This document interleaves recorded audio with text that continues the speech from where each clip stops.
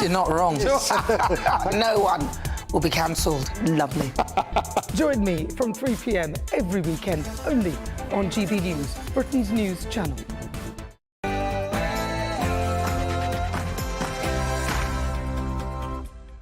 Hello there, it's 6 o'clock. I'm Michelle Dewberry and this is Dewbs & Co. Coming up tonight, the immigration figures are out today. I've got to tell you, they're slightly down on last year, but double the number that they were pre-COVID. Your thoughts? And let me ask you a simple question. Do we need a youth mobility scheme with the EU? Yes or no? And a wealth tax on your home? Should there be one? Let's look at it. Also, a story that literally stopped me in my tracks today. A convicted child rapist is avoiding going to prison where he should be, according to one judge, because you guessed it, overcrowding. Well, maybe if you stop putting people in prisons because of Facebook posts and the like, you might be able to lock up the people who really do need it in order to keep us safe. Your thoughts?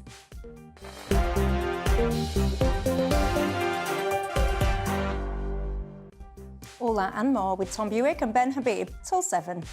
But first...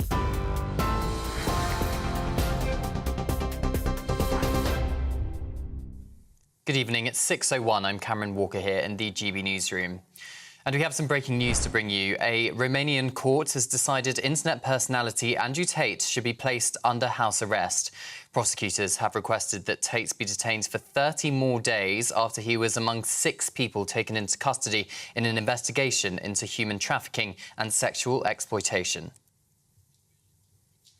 In other news, figures shown to GB News revealed that the number of visas issued to work dependents was down 50% between April and June this year compared to the previous 3 months.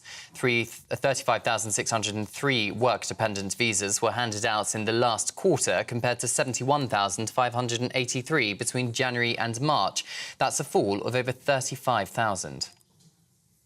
The BBC presenter and ex-footballer Jermaine Jenas has been sacked from presenting the One Show and Match of the Day after alleged complaints about his behaviour. Jenas was reportedly removed from the primetime BBC One programmes following an internal investigation by the corporation. A BBC spokesperson said, "We can confirm that he no longer is part of the presenting lineup." Meanwhile, his agency, MC Saatchi, is no longer representing him. The family of Morgan Stanley International Bank chairman Jonathan Bloomer and his wife Judy have described them as incredible people and an inspiration to many following their deaths in the sinking of a luxury yacht in Sicily. Tributes have also been paid to Mike Lynch after the tech mogul's death was confirmed today. They were all among 6 people confirmed to have lost their lives. Another body was recovered from the wreck this morning and brought to shore as rescue efforts to locate a missing 6th person continues. The Italian Coast Guard confirms she is a woman. Mike Lynch's 18-year-old daughter Hannah was among those unaccounted for after the disaster. Police are hunting for up to 3 dogs on the loose, which are believed to have attacked a man found dead in the back garden of a property in Birmingham. West Midlands Police were called to Rebranding on the outskirts of Birmingham in the early hours of yesterday after reports that a number of dogs were loose. Officers say the 33-year-old man who was looking after his brother's dogs was found dead in Hereford Close yesterday with bite marks. 2 dogs were seized by police at the scene, which are both believed to be American bulldogs, but the breeds of the missing dogs are unknown. A drug found to slow down Alzheimer's has been given the green light for use in Britain, but it may not be rolled out on the NHS because it costs too much. The charity Alzheimer's Research UK has urged the Health Secretary to step in, warning it would only be available to those who could afford to pay for it privately. The National Institute for Health and Care Excellence, which provides national health advice, says the benefits are too small to justify the costs. Well, those are the latest GB News headlines for now. I'm Cameron Walker. Now it's back to Michelle. For the very latest GB News direct to your smartphone, sign up to News Alerts by scanning the QR code or go to gbnews.com/alerts.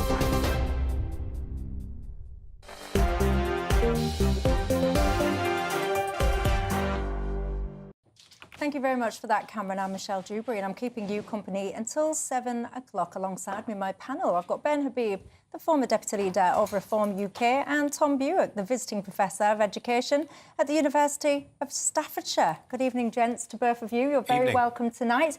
Given that you are a Professor of Education, then, it would be remiss of me not to mention GCSE Results Day.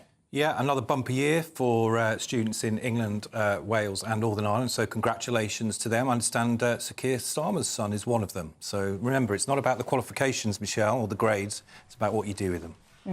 Any words of wisdom, Ben Habib, for anyone that's got their grades today? Tom has stolen the show with that line. It's what you do with your grades, absolutely right. What you do with your grades. And by the way, I will just have the other side of it. I did absolutely terribly in mine, quite frankly. I've got to say, on reflection, I do wish that I tried perhaps a little bit harder, but I guess my key message is, if your kids or grandkids or whatever didn't get the results that they need today, worry not. Life is full of twists and turns. You never know what is around the corner. You can proceed and you can succeed on all different paths. So whatever you're experiencing today, do it with purpose and positivity. That's what I say.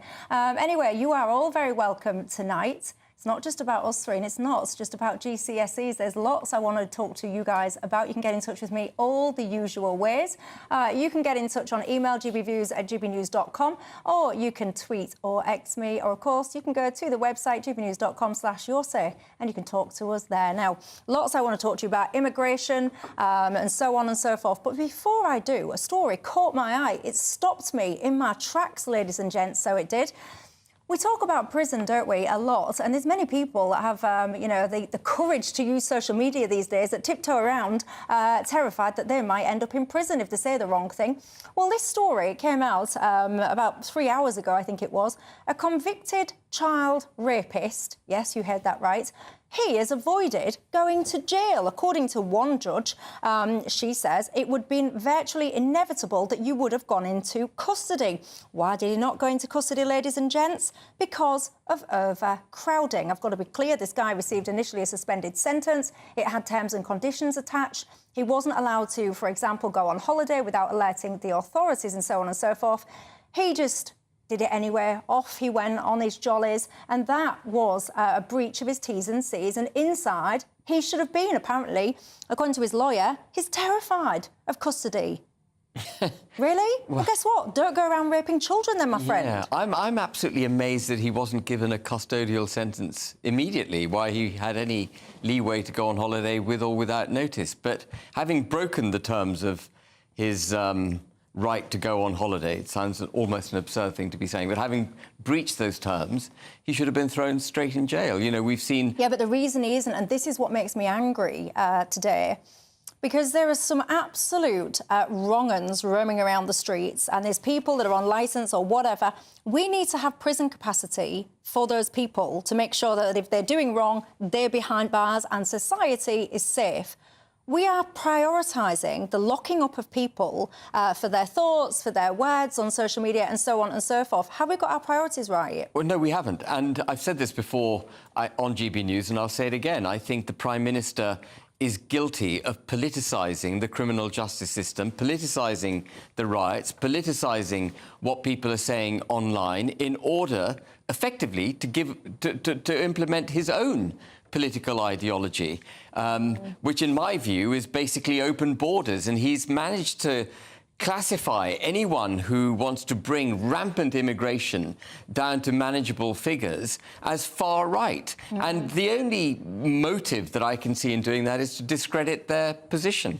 And he's successfully done it. Tom Buick. Let's be clear, this is about child sexual exploitation and a criminal who should never have been given a non-custodial sentence. I think the judge who handed out this non-custodial sentence, in my view, should hang his head in shame. This is a terrible day for British justice in this country, and I do hope, Michelle, that the Lady Chief Justice, who is in charge of the judiciary in England and Wales, Baroness Carr, looks at this case and issues fresh guidance. I don't think Operation Early Dawn should ever have been used or should be used to let out or prevent serious criminals, and that includes child abusers. Yeah, and it just irritates me. Can you tell I'm irritated today?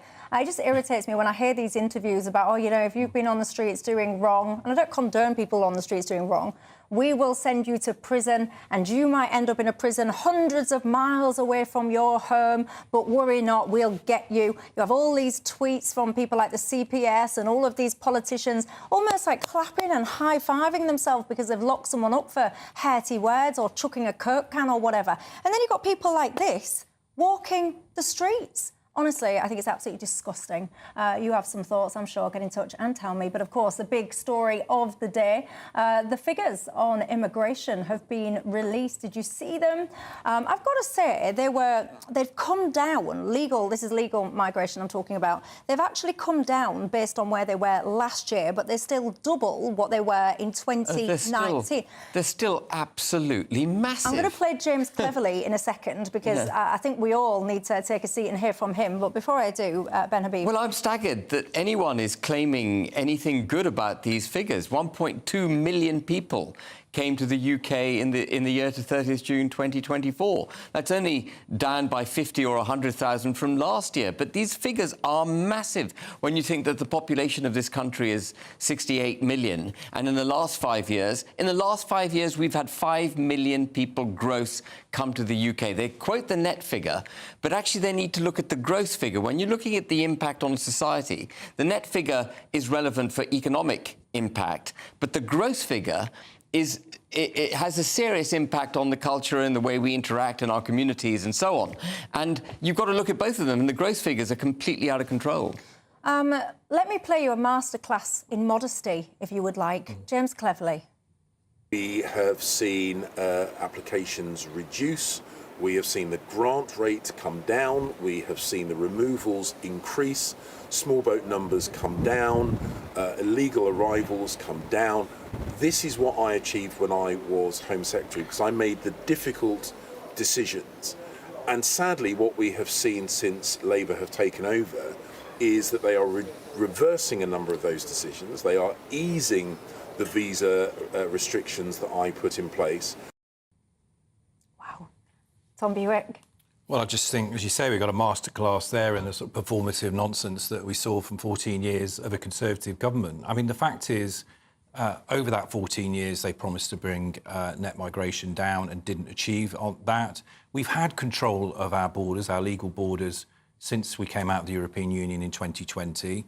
The previous Conservative government could have put in place a proper managed points-based immigration system where they linked immigration to what I would like to see, which is a skills strategy where we get enough apprenticeships, that we pay our social care workers a proper rate, and that we only turn to the tap of overseas migration to fill those high-skilled jobs like coders and engineers and senior construction workers, because we're a growing economy. That's where the last government failed in its duty, I think. And whilst, of course, it's good to see the overall net figures on a downward trajectory, I'm always going to be someone, Michelle, that makes the case for why we do need legal migration. Immigration is a good thing, in my view, in this country. The number of people who died compared to the number of babies that were born in this country last year is within about 1,000 additional babies over the number of people that died. In other words, we're a stagnating population in terms of our growth. The number of people over the age of 75 is already at nearly 10% of our population. But that's not right, It's going to double Tom. in the next 30 years. The population of the country was around 60 million in the year 2000. It's now 68 million. All of that is through immigration. So what you're seeing is a massive demographic and ethnic shift in the composition of the British people. I'm not sure your numbers are right. I'm not denying that there hasn't been unprecedented population growth. What I'm talking about is in terms of the labour market and how employers have been allowed for too many years to get away with going overseas to recruit. 3 in 4 of every job that has been created since the lockdowns ended has gone to overseas. Yeah, which is outrageous. Meanwhile, we have 5 million people of working age. Hang on, who say that are stat again inactive. for people at home. What did you just say? 3 out of 4 what? Of the new jobs, additional jobs that have been created since the end of the pandemic, have gone to overseas workers. In other words, what we've got in this country is a broken that's appalling. labour... Well, yeah, because what it shows is we have a broken labour market where effectively employers look overseas to fill these vacancies. And what they are not doing, and this is where I'm afraid our skills system is also at fault, we have not in this country until recently, and Yvette Cooper's making some very encouraging words and sounds about this in terms of Skills England and linking our skills strategy in this country to migration. We should be, for example, looking at the 900,000 young people under the age of 25 who are not in education, employment or training, and saying, why are they not in quality apprenticeships? Why are they not in our social care settings? The government is the employer in the National Health Service.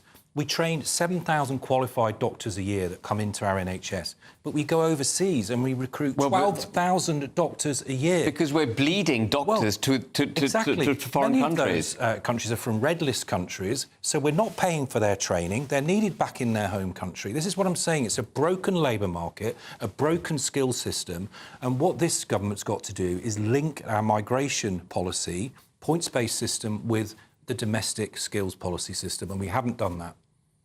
Is that fair? Yeah, I completely agree. We've got a broken... I mean, I think one of the biggest damaging economic impacts that the Conservatives have left us with is a broken labour market, because if the UK isn't literally working, we cannot prosper. And we've ended up in this downward spiral, which Tom was articulating, of relying on cheap imported labour, which of course makes it even more difficult to get the British working class back into work, because when you've got an oversupply of cheap labour, employers will go for that over a domestically more expensive, British citizen. And it makes it impossible for wages to rise. And if wages don't rise, people go on dependency. And if people go on benefits and become dependent, the state spends more money paying for their benefits, and the state then has to tax us more, which makes it even less less advantageous to work. More people go on benefits, and you end up in the vicious circle in which we have found the British economy, where it's become a choice, a lifestyle choice, between whether you work for very low wages or you take benefits. But you see, I don't mean to be harsh, but I think if you are... Because I believe in the welfare state, and I believe that if you are someone who physically cannot support yourself, whether that's because of health issues, or, I don't know, you're caring or whatever it is, so you cannot go to work, right? Then the welfare state should be there to support you. I think it is such a twisted logic that you can be an able-bodied, able-minded individual that has the ability to work, but then you're facilitated to choose not to, and you can be supported by the taxpayer. I find that so ideologically wrong, but now that has been embedded in society for a very long time now. I don't think you'll change that mindset. The welfare state back in the 40s was not set up as a means of giving people a lifestyle outside of the productive economy. In fact, the opposite. And all the research studies show that there's nothing particularly nice about living on benefits. People have poorer health. You get into intergenerational poverty. The kids are on free school meals. So I don't go along with this narrative, Michelle, that it's a lifestyle choice for too many people. Well, then I would say to you, you need to get out more and meet different people then, because I can think of people, and I won't name you in case you're watching. Listen, like you, I'm from a council estate background. I understand. But, I will say this to you, and I've been looking, just completed a book chapter on this. If you look at our male employment rate in this country, it was 92% in the 1970s. The vast majority of able-bodied working men went out to work and pulled a wage packet at the end of the week. It has declined by 20%. Meanwhile, female participation, which is a good news story compared to the 1970s, that's gone up by nearly 15%. In other words, what we've got is a labour supply problem in this country. It's why, by the way, the Treasury conspires with big business and employers, because it's addicted to keeping cheap labour. It's like the casino wants to keep the wheel going round by essentially just expanding the labour supply. Meanwhile, what we're doing is we're not activating the resource that we have in our own country, which is these 5 million people who are inactive for a whole bunch of reasons. I think it's more like 6, by the way, but I think the dependency culture is now embedded in the United Kingdom. And what the Conservative government has successfully done is replace aspiration with dependency. And all we've done is practice wealth redistribution for the last 14 years. You talked about a growing economy. We haven't got a growing economy per capita. Our economy per capita has been shrinking for the last 2.5 years. We are 26 in the world in terms of our per capita growth. We're obviously the 6th richest economy by nominal GDP. And again, that's a nuance that a lot of people don't quite understand. But we're all poorer. We're all poorer. Incomes have stagnated in the last 20 years. But what I will say to you, when you talk about dependency culture, it's not just dependency of those on benefits. We've got far too many employers that rely on working tax credits to subsidise low pay, True. low wages. We've got far too many landlords, because we haven't been building the houses, who depend on a £24 billion housing benefit bill that goes into the pockets of mainly private and social landlords. Which is about to be increased by Labour. Which is about to be increased by Labour. Yeah, but what I'm saying is, this is what we mean by a broken labour market and a broken economy. We're paying in this country too often for the bills of economic and social failure, rather than looking at the productive capacity of our economy and incentivising workers, businesses, regions and people to get the country going. So we have to slash immigration, and we need to cut taxes on the working and middle classes. But it's the type of immigration. We have to slash it from 1.2 million a year. My goodness, it's got to come down dramatically. We've got to make ourselves self-sufficient. I've got to say as well, you mentioned, you know, we need immigration because of birth rates, declining birth rates and stuff like that. There'll be very sensible, responsible people watching this programme who'll be shouting at their screen going, well, hold on a second, I can only afford to have one child. So it's not because of a choice, it's not because of whatever, it's because of financial restrictions. Of course, you've got the other side of the fence where people don't be financially responsible for themselves, and they don't seem to have such restrictions in how many children they have. Amanda, she says, Michelle, please can you give a shout out to my daughter Lily? She's passed her exams. She suffers with anxiety and ADHD, but just a few weeks before exams, she sat in her room and she practised paper after paper, and she went from a predictive grade of 1 to 4, all by herself. And Amanda says she is very, very proud. Well, good for you. Those are the nice stories we want to hear. We'll give a shout out to your children, anyone, or grandchildren that have got decent, or even, it's not even about decent, any shout outs for your kids or grandkids. You can tell me and we'll do that tonight. But look, after the break, let's talk about the youth then. Do you think we need a youth mobility scheme between the EU and the UK? Your thoughts?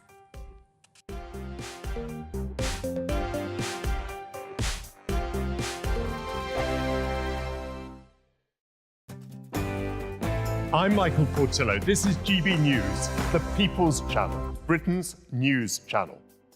This is GB News, Britain's news channel. You'll relate to this one. We've all been there, haven't we? Tensions high in the car as you head off on the latest adventure or holiday during the summer break.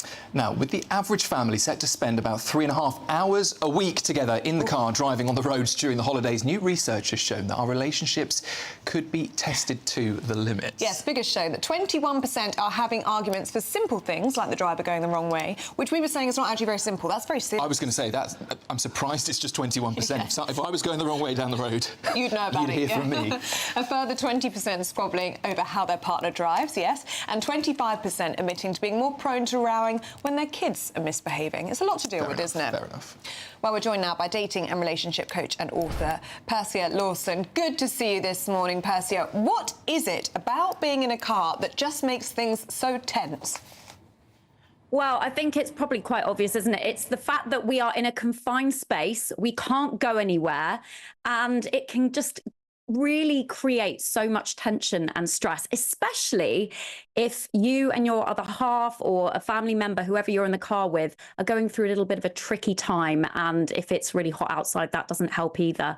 So inevitably, it creates a lot of irritation and bickering, I would say, from my experience. And what is it about children? If you add children into the mix, it just makes things very, very difficult, doesn't it? Well, yeah, because there's a lot of, are we there yet? Yeah. Kicking the back seat and just squabbles, kicking the siblings. So adding children into the mix is just going to turn the heat up on that tension. GB News, the People's Channel. Weekdays on GB News. Wake up to breakfast every day from 6 a.m. Followed by Britain's newsroom at 9:30. At noon, it's Good Afternoon Britain. Followed by Martin Daubney from 3 p.m. Only on GB News, the People's Channel, Britain's news channel. Join me, Camilla Tominey, for a frank and honest discussion with those in power that cuts through the spin and gets to the heart of the issues shaping our nation. You haven't confirmed that you want to stand as leader, but you haven't ruled it out either. This report basically says that he's not fit to stand trial. Is he indecisive? Incompetent? I deliver the dose of reality Westminster needs. That's the Camilla Tominey Show at 9:30 every Sunday on GB News, the People's Channel, Britain's news channel. I'm Arlene Foster on GB News, Britain's news channel.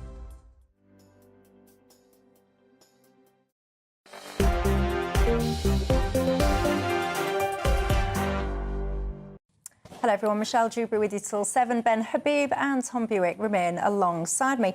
One of my viewers has just got in touch, Andy. He makes an interesting point on Twitter. He says, Michelle, I'm watching you all talk about employment on the TV as we speak. He says, but what about the tens of thousands of people like me? He says, people the wrong side of 55. He's basically saying that there's a lot of ageism that's preventing older people in the workforce from getting back into work. Is that your experience? Get in touch and give me your thoughts. Let's talk about the other end of the spectrum there, the young, because there's rumours afoot that there might be some desire, shall we say, to integrate ourselves slightly more closer with the EU. I talk specifically about a youth mobility scheme, which would essentially see people under 30, so you just miss out, I'm afraid, Ben Habib, whether or not they should be able to be free to live and work in the EU and vice versa. I have to say, there's been some strong denial that this is a plan. Take a listen to this. Is the government considering an EU mobility scheme for those under 30? As we have said multiple times, we have no plans to introduce an EU youth mobility scheme.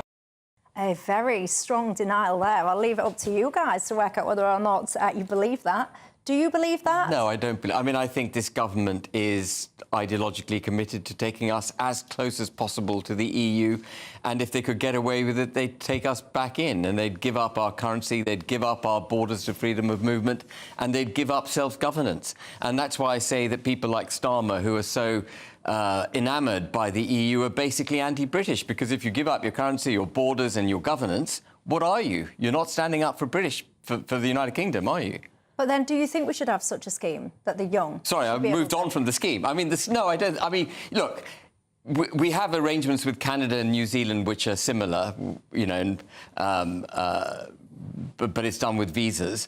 With Canada and New Zealand, there's no risk of them wishing to govern our country and to, you know, have their boot on our neck. But with the EU, we're dealing with a mercantilist, expansionist, semi-imperial power. We've got to be very careful what we do with the EU. The EU is no friend of the United Kingdom. We've seen that over the last few years as we tried to implement a democratic vote of the British people. They have stood in opposition to us. They've said the price of Brexit, the price of your temerity to leave the EU will be Northern Ireland. They've forced successive governments to take the knee to EU regulations.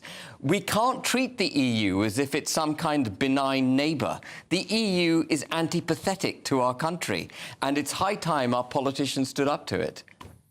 Ben, you're such an isolationist. I mean, we both share a background in voting the EU out of controlling our... I'm not an isolationist. Money and trade. Well, in that tirade, you came across as one. Look, I think... Let's get some facts into this conversation. First of all, this isn't a proposal of the British government. It's actually a proposal that Ursula von der Leyen tactically made in April of this year, just obviously before the general election. It was a pretty gold-plated proposal, and I think there are people watching this and listening to this on radio who will say, hold on a minute, wasn't it Michel Barnier back in 2016? She's even dressed like the EU flag there. Well, there you go. You know, wasn't it Michel Barnier back in 2016 who said no cherry-picking? This is the EU cherry-picking our labour market. One of the proposals from von der Leyen, for example... She's pulling us back in, Tom. Pulling us back in on terms that meet their needs as a political class in Europe. So, as I say, one of the things they want to get out of us is to give EU students the home fees student rate, when our universities are already struggling with the £9,500 they charge for our domestic students. If that had been uprated with inflation, it would be about £13,000 a year for tuition fees. And they want it to be a 4-year scheme, whereas we all know, if you stay in this country for 4 years, 28-year-old comes here on a youth mobility scheme, I would support that. 3 years in, they have a baby. On the 4th year of the visa, they're not going to be sent home, whether or not the visa itself is terminated. So, in my view, as it's currently proposed by the EU, not by the British government, this is freedom of movement by the back door. However, for those of our young people. I've benefited from working in Spain over a summer. I bet there are other people watching this who've had that kind of experience. I would not want to deny that opportunity to our under 30-year-olds who might want to go for a year, or maybe they're a travelling performer. There have been issues around those people, for example, getting access to the EU. Maybe it's over a winter and you're working at a skiing resort. British young people should get that opportunity, but it should be on terms that work for us. So it should be a cap scheme, in my view. It should be only 1 year. And importantly, a youth mobility scheme does not give you access to our higher education fees system. You should pay the rate, the going rate that everybody else pays who comes from outside. But I thought you could still go and work in the EU. If you've got like a job offer or your work permit or whatever, I thought you could go work there. Yeah, you can get a work visa. I mean, we're a third country now to these EU countries. And, of course, we have been talking, I think, to Germany and Spain about introducing a similar scheme to New Zealand and Canada. It is a visa scheme. The way people talk about Brexit and how you've robbed the young people of their futures, I think you do realise you can still travel to Europe, you can still go and work in Europe, you can go and marry a European, you can do what you want, quite frankly, but we just have kind of frameworks around that now. You can, but there have been examples, for example, literally one man and one woman bands who want to go and perform in Paris or Berlin or somewhere else, and they can't go and do that because they don't have, you know, the paperwork that needs to be completed in order to do that, just for a one-off gig. It might be fine if you're going for the summer. Yeah, do the paperwork. I think you can look at ways of, as I say, this is about mobility. Come on, we're milking it a little bit, aren't we? We've got to rejoin the EU or thereabouts because someone can't still afford it. But to be fair, and I think it's really important, we don't mislead viewers here, Michelle. This isn't about rejoining the EU. It's not even about freedom of movement. However, I think the way in which the EU is proposing the scheme, frankly, come on, pull the other one. But Tom, you do agree that Starmer is an ardent, unreformed Europhile, that he wishes to take us as close to the EU as possible, if not back into it. You do agree with that, don't you? Well, I have to agree with Ben, because I left the Labour Party after 27 years because Keir Starmer joined the People's Vote and called for a second referendum and turned his nose up at 5 million Labour voters. That is a fact. That is in the past. So we've got to watch this government very carefully. We have to watch them carefully, but we also do have a Prime Minister who has made it a red line that we're not joining the EU, we're not going back into the single market, which includes freedom of movement, and we're not joining the customs union. Except he was caught on camera in Montreal when he thought the camera wasn't on him, saying, I will align the UK as closely as possible to the EU. Well, that's a fact of life. As you well know, someone that's campaigned hard against the Irish Sea border and the Windsor framework. The truth is, because of that framework, you know this better than most, we are aligned already with a lot of single market rules. Well, Boris Johnson never gave us Brexit. Why? Because we have this choice. In Great Britain, we can either diverge from Northern Ireland or we can stay close to EU rules, even though we don't have to, in order to ensure that trade is unfettered. Well, that's the grappling hook. That's nothing to do with Keir Starmer. That's Boris Johnson. Exactly. And that's the grappling hook of the Northern Ireland Protocol. And that's why the protocol is damaging to the entire United Kingdom, not just Northern Ireland. Anyone listening, vote against the protocol at every opportunity. Jess, she's watching, and she says, actually, Michelle, a youth mobility scheme sounds like a good idea to her. She says, let's be honest, young people didn't support Brexit, so why not allow them to now work, live and love in different countries? I don't think there's any rules saying you can't love someone from a different country. I just got to add that in there. Ian says, Michelle, the British youth, can you tell them that travel is good for the soul? There you go. I've passed your message on there, Ian. Michael says, Michelle, it's time for another referendum. The country, the country looks very different, Michael says, to what it did in 2016. You just got mass groans there, Michael. I've got to put, you might have heard that, I think. Well, I don't know. Many of you at home, obviously Michael's one of them. Is there anyone else out there that thinks that we should have a second referendum or not? Matt says, as everyone forgot, we seem to have some kind of population crises, and it's only going to make the problem worse. Kizzy, you've just been in touch as well on Twitter, bringing this back to the workforce conversation we were just having. You're saying about people bashing employers, she means you, Tom, about people bashing employers, saying that all of these employers are addicted to having their employees' wages topped up by things like universal credit. She says, I've got employees on universal credit and I would love them to work for more. They're great employees, but they don't want... No, listen to what they say. this person, I'm assuming you're a woman, but I don't know, you then say they don't want to work extra hours. Why don't they want to work extra hours, Tom Buick? Because they will lose their benefit. And this cannot be right. There's no sane-minded individual that would think that that is right. So she's or he's sticking up for the employers there and exactly making that point. Is it 16 hours or something like that? And it starts to taper down. It's absurd. Anyway, lots of you getting in touch as well and saying that this ageism is absolutely a thing as well. Lots of you are saying that you've experienced it. You're being told, essentially, when you try and go for jobs that you're too overqualified. Some people are saying that they're trying to, you know, dumb down, if you like, some of their qualifications, but they don't want to end up in a situation where they have to go right back to the start and do minimum wage jobs. Is that your experience? Get in touch and let me know. Look, I'll take a quick break. When I come back, this one will get some of you going. Your home is an Englishman's castle. Should there be a wealth tax on it then? You, tell me. Yes.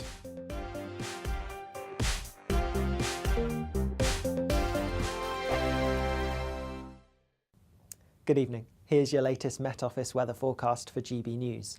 Storm Lilian is knocking on the door and it's going to bring some unseasonably wet and windy weather to many parts, but particularly in the north as we go through the rest of today, overnight into tomorrow. There is a system that's coming in from the west and it's this that is Storm Lilian, already bringing some very wet weather across Northern Ireland this evening, and that heavy rain and the strong winds will feed into parts of Scotland, England and Wales as we go overnight. The highest rainfall totals likely to be across parts of southwest Scotland, also some eastern coastal parts where a bit of flooding and some disruption quite likely. The wind, the rain, the cloud will keep temperatures up, so a relatively warm but very wet and windy start to the day for many of us on Friday. As we go through Friday itself then, yes, it is going to be a wet start across eastern parts of Scotland in particular, but towards the west here there will be some hefty showers following in behind the persistent rain. Showers also for Northern Ireland. Meanwhile, for Northern England there will be some heavy rain around, but it's the winds that are causing the greatest concern. We're likely to see gusts of around 65 to 75 miles per hour in the most exposed spots, perhaps even a little bit stronger than that as a small core of very strong winds pushes through during tomorrow morning. Further south there will be some rain to start off with, but that should clear away towards the east as we head towards lunchtime, and actually the whole system that is Storm Lilian clears away towards the North Sea. And so for much of England and Wales it's going to be a largely bright sunny afternoon with temperatures a touch higher than today. Further north temperatures a little bit lower, but there will also be a scattering of showers and some of these could be quite heavy. Looking ahead to the long weekend, and watch out for some heavy rain towards the southeast on Saturday. Elsewhere quite a few showers to watch out for, but that rain in the southeast does clear away, and then for quite a few places Sunday is looking a little bit drier, albeit some heavy rain crossing northern parts, and then more wet weather could push through in from the west on Monday, but it should be a mostly dry start. I'll see you later. Bye-bye. The latest GB News travel. Good evening, I'm Johnny Ratner. On the M62 in West Yorkshire, the outside lane is closed eastbound just after junction 30, the Rothwell exit, and the scene of an accident. It's taking about 25 minutes and 7 miles of queues back to junction 27, the M621, as you head away from Leeds. On the M56 in Cheshire, the inside lane is blocked eastbound 14 to 12 from the Chester services and the Runcorn exit. They held traffic briefly following an accident, although the inside lane still coned off for recovery work. On the Surrey stretch of the M25, the two outside lanes are shut clockwise just after junction 10 at the A3. A car's overturned in the roadworks. On the Essex stretch, the inside lane's closed, the entry slip partly blocked just after the M11 for emergency repairs. And staying in Essex, heading south down the M11, the motorway is partly blocked in Harlow and the M25 due to an obstruction. That's the latest. You can stay up to date throughout the day by visiting our website, gbnews.com.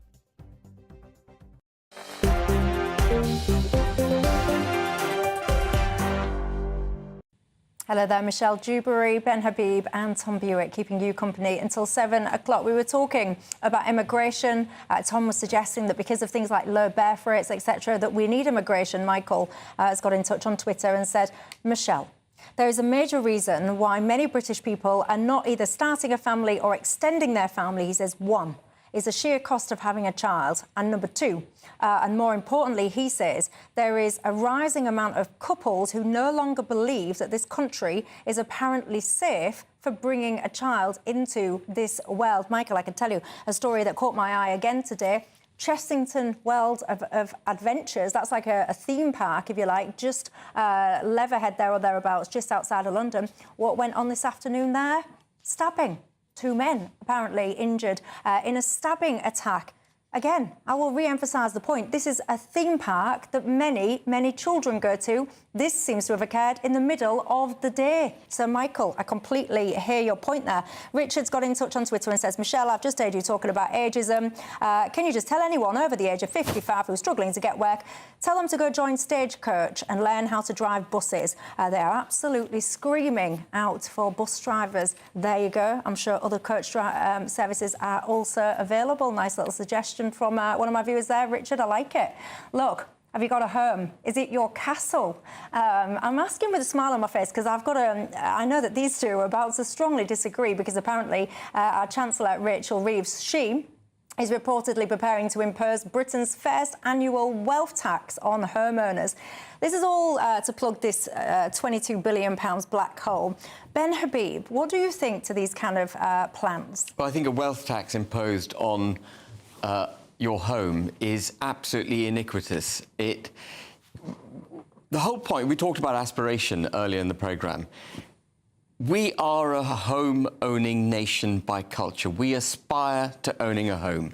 If, having bought that, having saved the money, having paid tax, saved the money, put down your deposit, taken the risk of a mortgage, you've bought your home, you're living in it comfortably, the aspiration which you set out in life to fulfil has to some extent been fulfilled, and then the government taps you on the shoulder and says, guess what, I'm going to tax you again, and guess what, it's going to really hurt, because actually your home doesn't produce any income for you, it's not producing cash, it is a standing asset, it is a costly asset, and all of a sudden, in addition to paying your council tax, your energy bills, your maintenance costs, etc., you've now got to pay the government more tax for the privilege of investing the money that you've already paid tax on in a home to look after your family and bring your family up. It would be so damaging to the social and economic fabric of this country if they taxed your home. And just in case you're not familiar with this story, there's a few potential ways that a wealth tax on your property could work. So it could be potentially a re-evaluation of council tax bans. Of course, those bans haven't changed since 1991.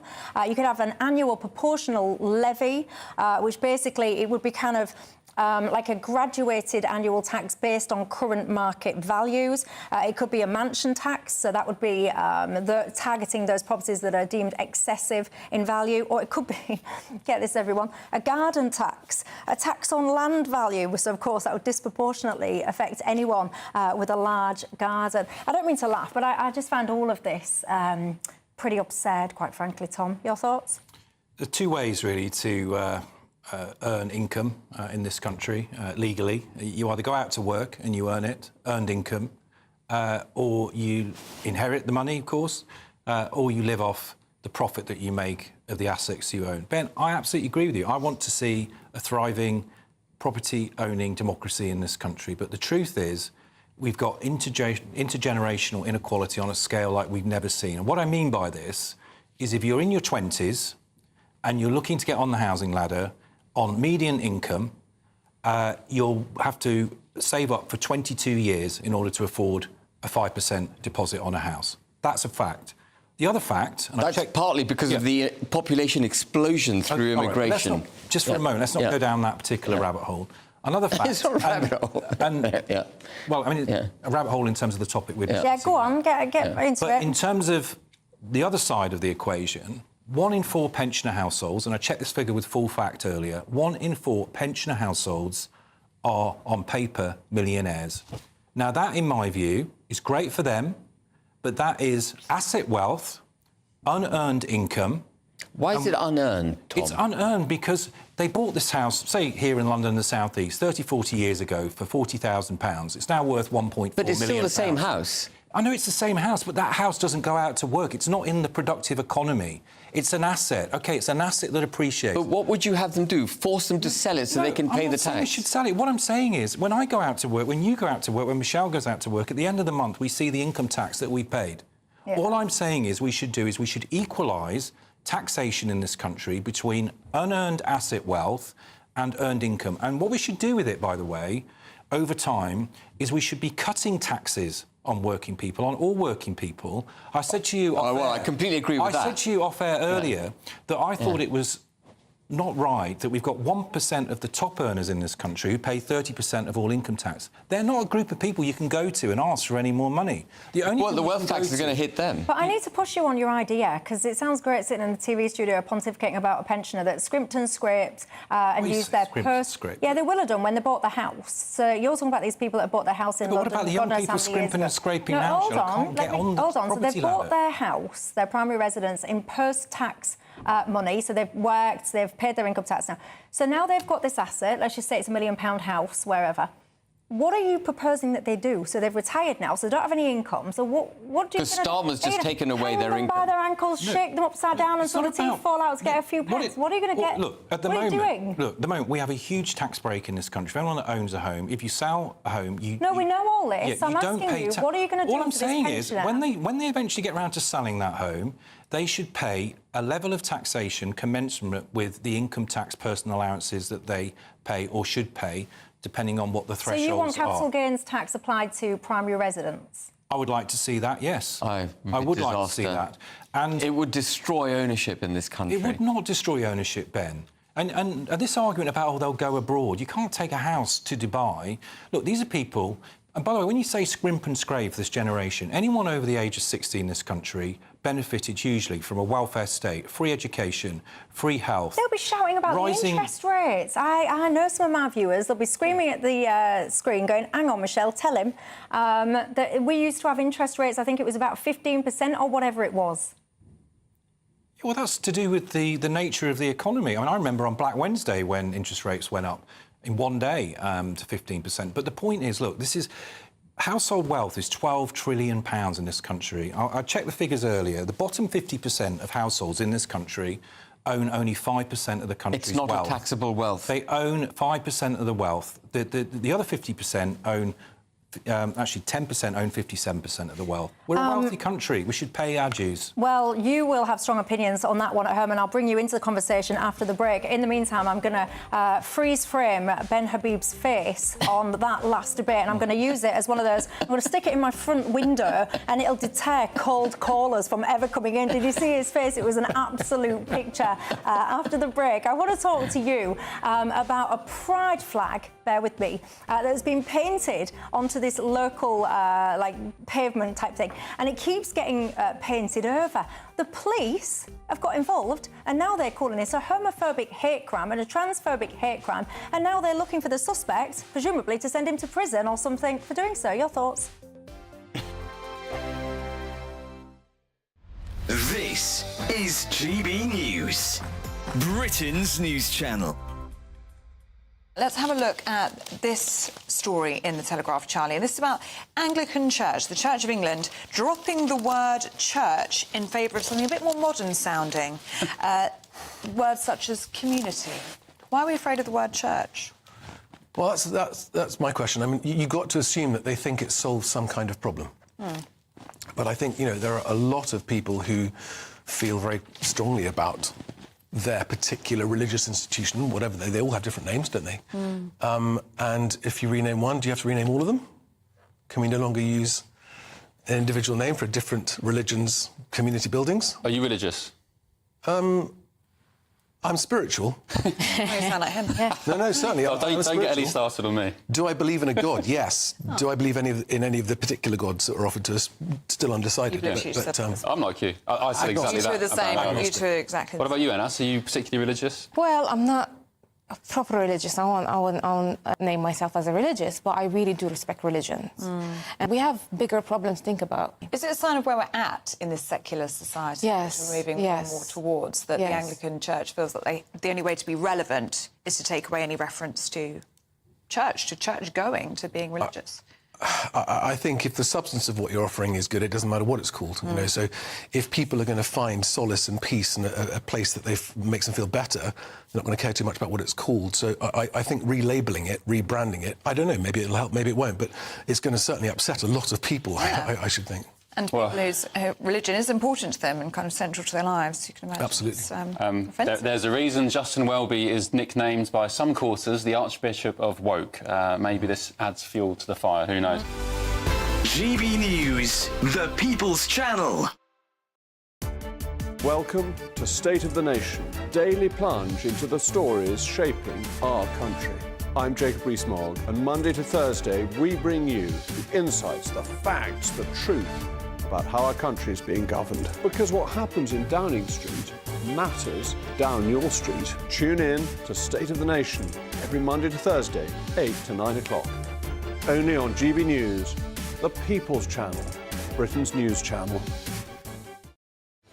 I'm Patrick Christie's. Every weeknight from 9, I bring you 2 hours of unmissable, explosive debate and headline-grabbing interviews. What impact has that had? We got death threats and the bomb threat and so on. As time passes, She could have saved Storm. You made my argument for me. My guests and I tackle the issues that really matter, with a sharp take on every story. Went everywhere. something practical could be done. Or I can become something different. Patrick Christie's tonight from 9 p.m. only on GB News, Britain's news channel.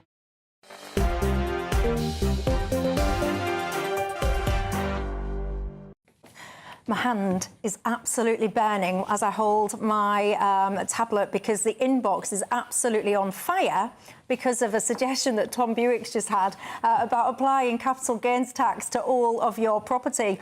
I can sum this up. One of my viewers has just said, why have you got this communist cretin on the screen? Happened to Paul Embry's capital. I think that was your wife that might have wrote that in. Anyway, people are absolutely livid with you because someone points out, can you tell him that they haven't just paid £40,000 for this house? They've paid their interest rates on top of the price of the house, and they've paid all those interest rates from post-tax income. I mean, I'm telling you, I don't think yet I've found anyone that actually agrees with Ben. Sorry, with why am I calling you Ben? They all agree Tom, with Ben. yeah, they all agree. Yeah, they all agree with you. I can tell you. Housework's favourite. Yeah, I think the short answer is no. They don't want capital gains on their property. Look, I've not got much time, but I do just want to touch on this quickly if I can, because there's in North East London, local residents have apparently been left, I quote, traumatised, according to a local LGBTQ+, whatever it is, organisation. There's this pride flag that's been painted on the floor, and it keeps getting daubed over with paint.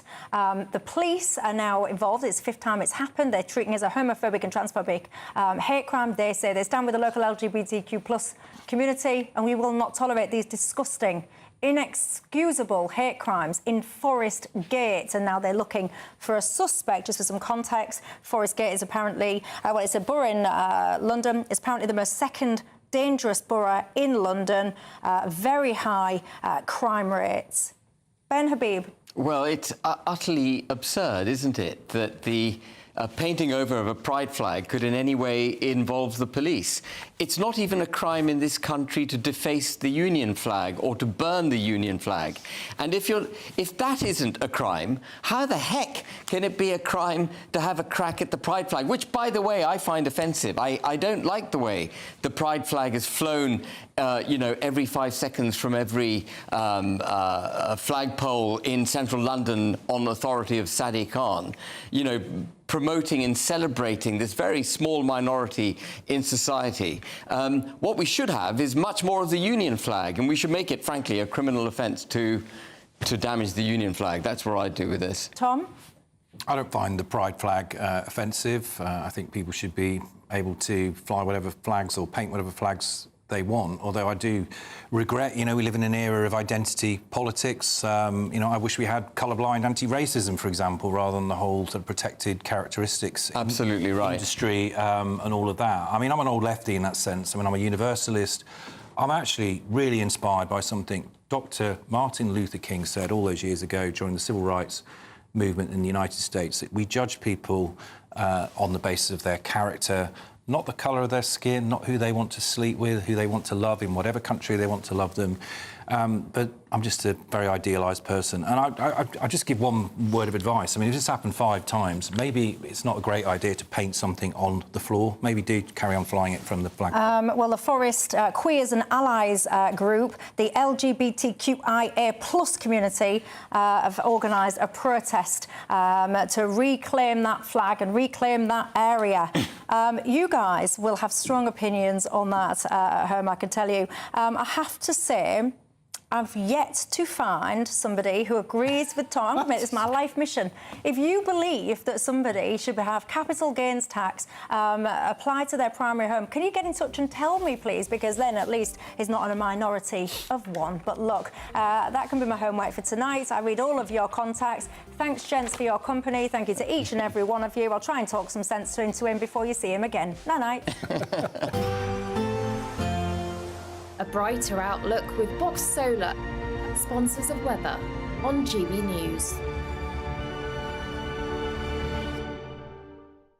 Good evening. Here's your latest Met Office weather forecast for GB News. Storm Lilian is knocking on the door and it's going to bring some unseasonably wet and windy weather to many parts, but particularly in the north as we go through the rest of today, overnight into tomorrow. There is a system that's coming in from the west and it's this that is Storm Lilian, already bringing some very wet weather across Northern Ireland this evening, and that heavy rain and the strong winds will feed into parts of Scotland, England and Wales as we go overnight. The highest rainfall totals likely to be across parts of southwest Scotland, also some eastern coastal parts where a bit of flooding and some disruption quite likely. The wind, the rain, the cloud will keep temperatures up, so a relatively warm but very wet and windy start to the day for many of us on Friday. As we go through Friday itself then, yes, it is going to be a wet start across eastern parts of Scotland in particular, but towards the west here there will be some hefty showers following in behind the persistent rain. Showers also for Northern Ireland. Meanwhile, for Northern England there will be some heavy rain around, but it's the winds that are causing the greatest concern. We're likely to see gusts of around 65 to 75 miles per hour in the most exposed spots, perhaps even a little bit stronger than that as a small core of very strong winds pushes through during tomorrow morning. Further south there will be some rain to start off with, but that should clear away towards the east as we head towards lunchtime, and actually the whole system that is Storm Lilian clears away towards the North Sea, and so for much of England and Wales it's going to be a largely bright sunny afternoon with temperatures a touch higher than today. Further north temperatures a little bit lower, but there will also be a scattering of showers and some of these could be quite heavy. Looking ahead to the long weekend, and watch out for some heavy rain towards the southeast on Saturday. Elsewhere quite a few showers to watch out for, but that rain in the southeast does clear away, and then for quite a few places Sunday is looking a little bit drier, albeit some heavy rain crossing northern parts, and then more wet weather could push through in from the west on Monday, but it should be a mostly dry start. I'll see you later. Bye-bye. Looks like things are heating up. Boxed Boilers, sponsors of weather on GB News.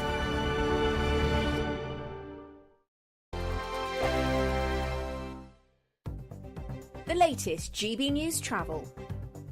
Good evening, I'm Johnny Ratner. Delays of about 40 minutes continue heading east along the M62 through West Yorkshire. Junction 22 to 23, everybody's been funnelled into the outside lane towards Huddersfield after a car caught fire. On the M56 in Cheshire, the inside lane's closed eastbound between junction 14 to 12 towards Runcorn following a collision. Long queues back to Tennis Stretton and back onto the M53. On the Surrey stretch of the M25, the 2 outside lanes are blocked clockwise.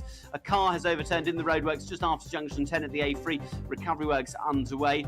And the Essex stretch of the M25 is crawling clockwise. The inside lane shut just after the M11. The entry slip partly blocked for emergency repairs. And on the M32 north of Bristol, the southbound exit is blocked. Junction 1 at Hambrook for emergency repairs. That's the latest. You can stay up to date throughout the day by visiting our website, gbnews.com. We could be calling you with the news that you've won our latest Great British giveaway, an incredible £30,000 in tax-free cash. Hi, I'm John from sunny North Yorkshire, and I've just won £20,000 in the GB News Great British giveaway. It didn't cost much to enter, but of course if you're not in, you can't win. And here I am, having won £20,000, and that's tax-free, so I'm rather pleased I did it. For another chance to win £30,000 in tax-free cash, text CASH to 63232. Text costs £2 plus one standard network rate message. You can enter online at gbnews.com/win. Entries cost £2. Or post your name and number to GB07 PO Box 8690 Derby DE1 9TT. UK only. Entrance must be 18 or over. Lines close at 5 p.m. on the 30th of August. Please check the closing time if listening or watching on demand. Good luck. Good afternoon, Britain. Your lunchtime update on the stories that matter across the UK. From breaking news and insightful analysis, inspiring stories and lively debates. You're comparing yourself to a former Prime Minister. Which is it? Stay informed, stay updated, stay entertained. I just don't know how anyone would not want to be there. Every weekday from midday. We are Good Afternoon Britain, only on GB News. Britain's news channel. Join me, Camilla Tominey, for a frank and honest discussion with those in power that cuts through the spin and gets to the heart of the issues shaping our nation. You haven't